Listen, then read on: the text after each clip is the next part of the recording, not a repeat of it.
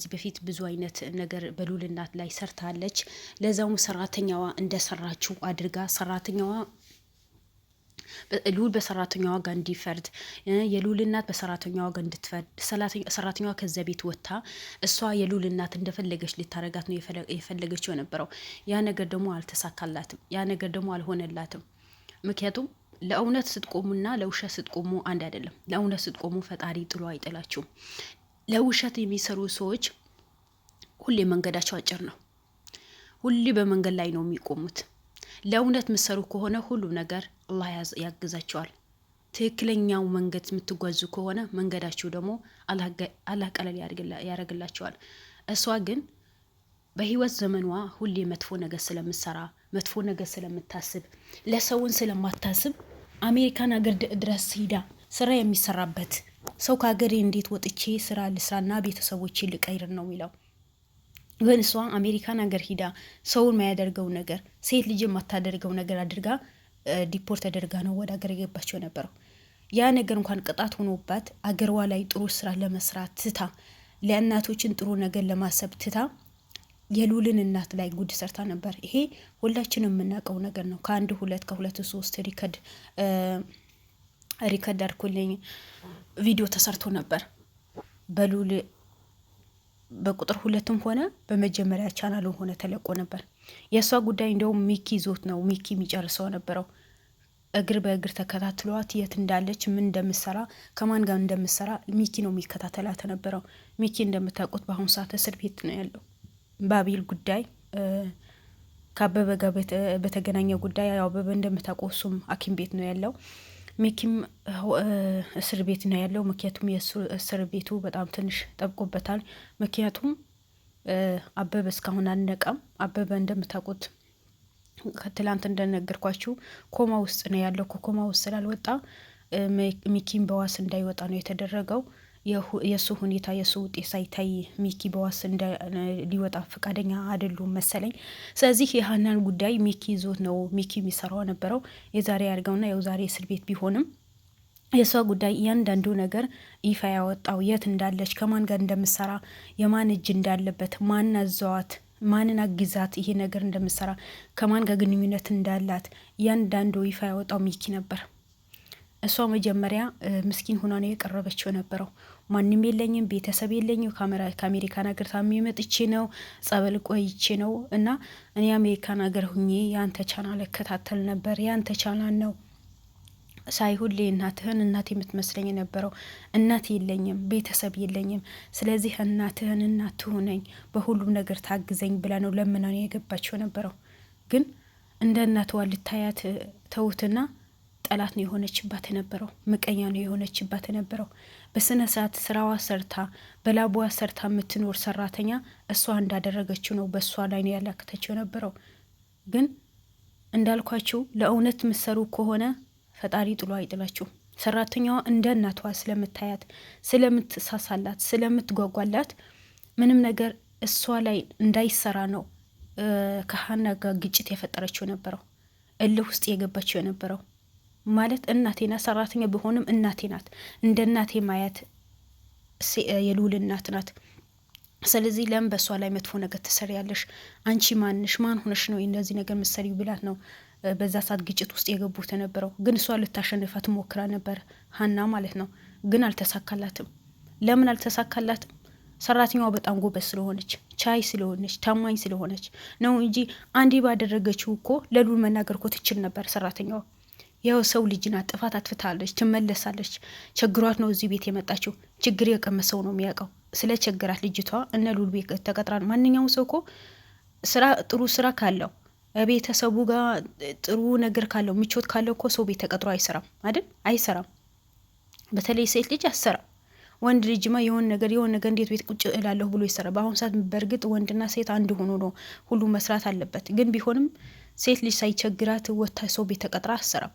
ወይ ታመላላስ ስራ ወይ ጽዳት ወይ ምናምን ነው እንጂ ንስራ ካለችም በዚህ ልክ የሰው ቤት ምን ያክል ፊት እንደሚገርፍ ያንዳንዳችን እናውቀዋለን። ስለዚህ ያ ችግር ስላሳለፈች ነው የሉልን ሰራተኛ ሀና እንዴ ባጠፋች እንኳን አሳልፋ ለሉል አልሰጠቻትም። ያው ትመለሳለች ጥሩ ልቦና ያለው ሰው እንደዛ ነው። ቅን ልብ ያለው ሰው እንደዛ ነው። ግን እንደነሱ ሁሌ ትቢትና ሰው ለማጥፋት፣ ሰውን ለመጉዳት፣ ሰውን ለመጣል፣ ሰውን ከአይምሮ እንዲስት ንብረቱ ለመቅማት የሚሞክሩ ሰዎች አይምሮ የሚባል ነገር አይኖራቸውም። ህሊና የሚባል ነገር አይኖራቸውም።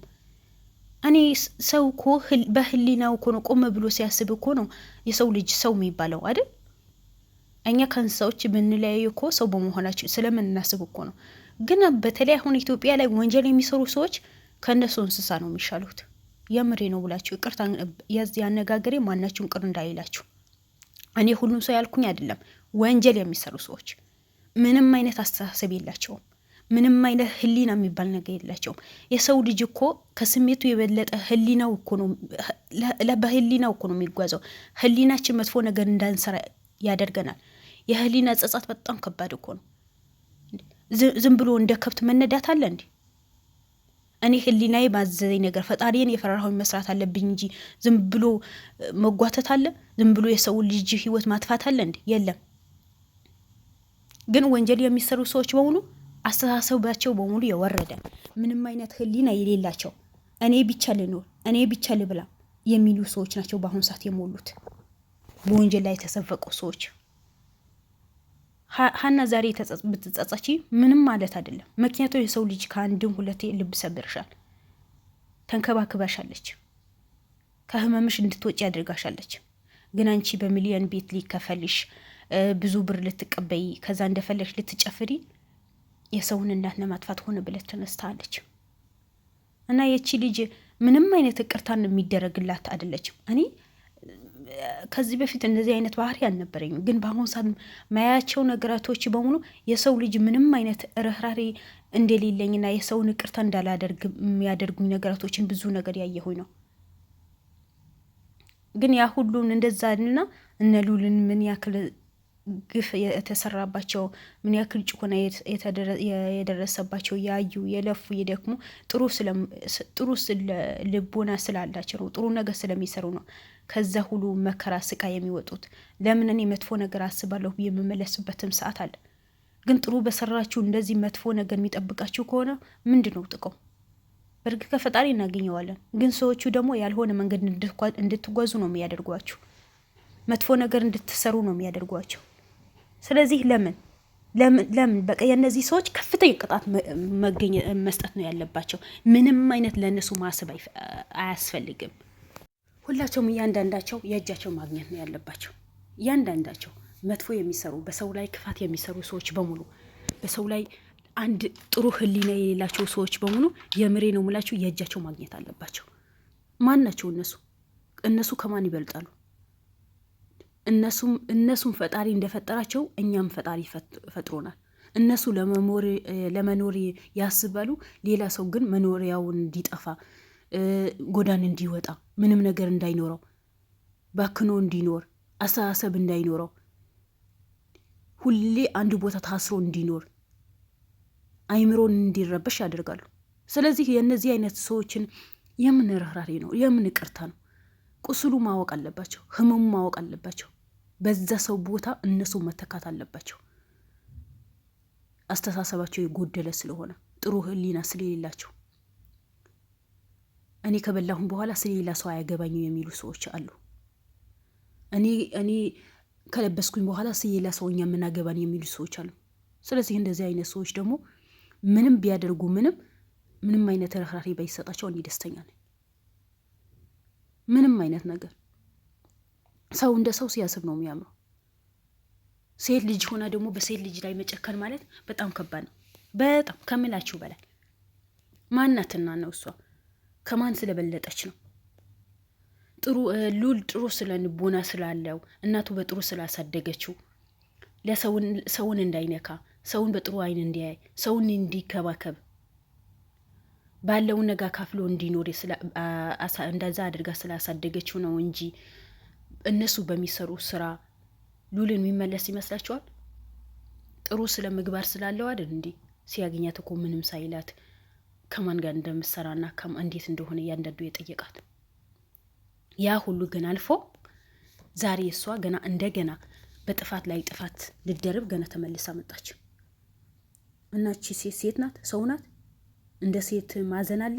የለም። እጇ ማግኘት ነው ያለባት። የእጇ ማግኘት አለባት። ሰው ከአንድ 2 3 ጥፋት ካጠፋ በኋላ ከዛ በኋላ ምንም አይነት ይቅርታ የሚደረግለት ነገር የለም። ልባቸው ስለሚቆሽ እኮ ነው። ልባቸውን ጥቁር ስለሚሆን እኮ ነው። የሰው አስተሳሰብ ስለሌላቸው እኮ ነው። እኔ ከበላሁኝ በኋላ እኔ ከኖርኩኝ በኋላ ስለሌላ ሰው አያገባኝም ስለሚሉ እኮ ነው እንጂ ስለ ሰው የሚያስብ ሰው እኮ እንደዚህ አይሆንም። ልውል ስለ ሰው ስለሚጨነቅ አይደለም እንዲህ 24 ሰዓት ተጎቶም ታስሮ ምን ብሎ ጉዳት ደርሶበት ሆነ ብሎ በዚህ ስራው የሚቀጥል። አንድ ሰው ባድን እኮ እኔ ደስተኛ ነኝ፣ ጥሩ እንቅልፍ እተኛለሁ፣ ጥሩ ህሊና ይኖረኛል በማለት አይደል እንዲህ በዚህ ልክ የሚሯሯጠው እንጂ ከአንድ 2 እኮ ጉዳት ደርሶበት ነበር። ስራው እኮ ማቆም ይችል ነበር። ምን አገባኝ እኔ ከማን ይበልጣለሁ ከማንስ አንሳለሁ ለምን እሰቃያለሁ ብሎ እኮ መተው ይችል ነበር። ግን እንደዛ አይደለም። እኛ በህይወት ያለን እኛ መስራት የቻልን ሌላ ሰው መጎዳት የለበትም በማለቱ እኮ ነው ይሄን ያህል አንዴ በእናቱ አንዴ በእህቱ አንዴ በራሱ ከአንድ 2 3ም ፓራላይዝ ሆነዋል። ከከብቶች እረኛ ታስረዋል። ያ እኮ አስተሳሰቡ ጥሩ ስለሆነ እኮ ነው። እነዛ ሰዎች ግን የአቤላ አጎቶች ሆኖ አበበ ሆነ በእነሱ ዙሪያ የሚሰሩ ሰዎች በሙሉ ህሊናቸው በሙሉ በብር የተሸፈነ፣ አይምራዋቸው በሙሉ የተሸፈነ፣ ልባቸው በሙሉ የቆሸ ሰዎች ናቸው። የእነዚህ ሰዎች እኮ ምንም አይነት ይቅርታ ሳይሆን ቀጥታ እስር ቤት ወርውሮ አመታትን እንዲፈርድባቸው ማድረግ ነው። ለነገሩ ሀገራችን ላይ የምን አመታት ነው? ወይ በብር ይወጣል ወይ በዋስ ይወጣል። በቃ አለቀ። ኑሮውን ይቀጥላል። ይብላኛ ያለፈው ሰው ነው እንጂ ተመልሶ ማይመጣው ሰው ነው እንጂ። ስለዚህ እነዚህ በሰው ላይ ግፍ የሚሰሩ ሰዎች በሙሉ እየእጃቸው ማግኘት አለባቸው። ማናቸውም እንደፈለጉ መዝናናት የለባቸውም። እንደፈለጉ በሀገራችን ላይ መሽከርከር የለባቸውም። ለምን ሰው በሀገሩ እንዳይኖር አይደል የሚያደርጉት? ለምን በጥሩ ስለ ምግባር ይኖራል በማለት አይደል? በጣም ከባድ ነው። በጣም ከባድ ነገር ነው። እኔ ሀናን በድጋሚ ደግማ 3 4 እንደዚህ አይነት ጥፋት ትሰራለች፣ ይቅርታን ከጠየቀች በኋላ ጥፋት ትሰራለች ብዬ መቼም አልገመትኩም፣ አላሰብኩም ነበር። ለካ እሷን ያ ነገር ሳይሆን ያ ብር ስላልተሰጣት ነገሩ ስላልፈጸመችው በሚሊዮን የተቆጠረላት ብር ስላልተሰጣት እኮ ነው ዛሬ ደግማ በጥፋት ላይ ጥፋት ልታረግ የመጣችው። ሰው አንዱ ጥፋት አይበቃው እንደገና ስህተት ይሰራል። ህሊና ያለው ይቅርታ ጠይቆ ይቅርታውን ትቶ ገና ሌላ ነገር ለመስራት መነሳት አይከብድም? ይከብዳል እኮ አይደል ወይ ውድ ቤተሰቦች? ስለዚህ ከእንደዚህ አይነት ነገር መቆጠብ አለብን። እንደዛ አይነት ሰዎች በህይወታችን ደግሞ ማረቅ አለብን እንጂ ምንም ቦታ መስጠት የለብንም። እኛ ለማጥፋት ነው የሚሞክሩት። ለማንኛውም ልቦና ይስጣቸው፣ እኛም ጥሩ ልበላ ይስጠን። እወዳቸዋለሁ። አበረታቱኝ። መልካም ምሽት። ሰላም አለይኩም ወራህመቱላሂ ወበረካቱሁ።